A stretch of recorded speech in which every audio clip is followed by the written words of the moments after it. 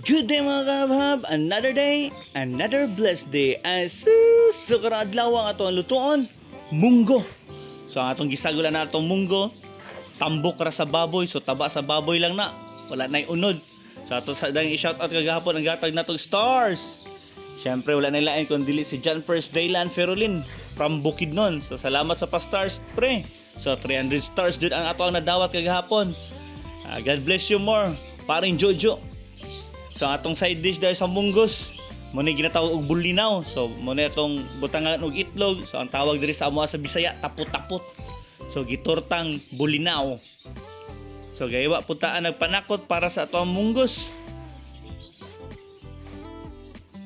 Og naka-ready na ang ato ang panakot sa munggos. So ato dahil gi-pressure cooker ato ang munggos, no?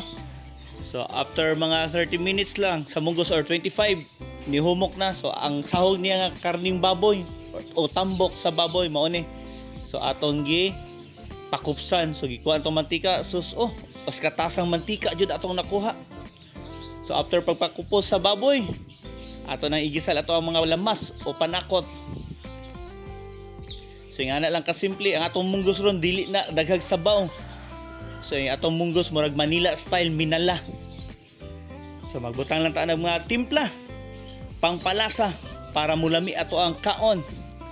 Siyempre ato ang alugbati, ato na nang ibutang diya. So after maluto ang munggos, ang ato ang side dish. So mo na torta nga bulinaw. So gisagulan nato nag-itlog. Ug diang dapita, okay na ang tanan. Shortcut lang ta. Mga ona ta kay gutom na. Always remember mga kahabs, tanang grasya gikan sa kaitasan, always natong pasalamatan. Hab-hab.